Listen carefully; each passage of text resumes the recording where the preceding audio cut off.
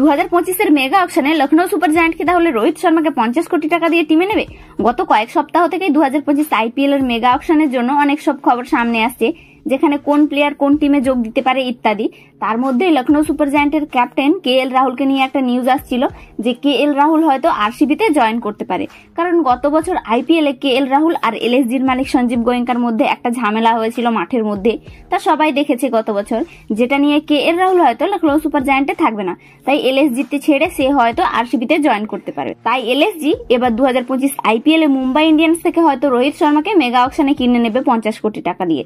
তবে এটা তো খবর সূত্রে শোনা যাচ্ছিল, কিন্তু LSGর মালিক সঞ্জীব গোয়েঙ্কাকে গত কয়েকদিন আগে একটা ইন্টারভিউতে জিজ্ঞেস করা হলে যে আপনাদের টিম কি 50 কোটি টাকা দিয়ে রোহিত শর্মাকে টিমে নেবে, তার উত্তরে সঞ্জীব গোয়েঙ্কা জানান যে একজন প্লেয়ারের জন্য এত টাকা দেওয়া সম্ভব না, কারণ টিমকে ম্যানেজ করতে হবে, কারণ টিম সবসময় চায় ভালো প্লেয়াররাই টিমে থাকুক, তাই একজনের জন্য এত টাকা রিজার্ভ করা যায় না।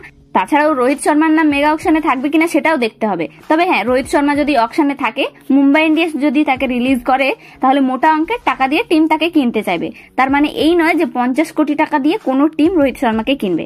সেহেতু সঞ্জীব গোয়েঙ্কার কথা এটা তো স্পষ্ট যে লখনৌ সুপার জায়ান্ট 50 কোটি টাকাতে রোহিত শর্মাকে টিমে নেবে না। বাকি যারা বলছে যে লখনৌ সুপার জায়ান্ট রোহিত শর্মাকে 50 কোটি টাকাতে টিমে নেবে, সেটা সম্পূর্ণ ভুল।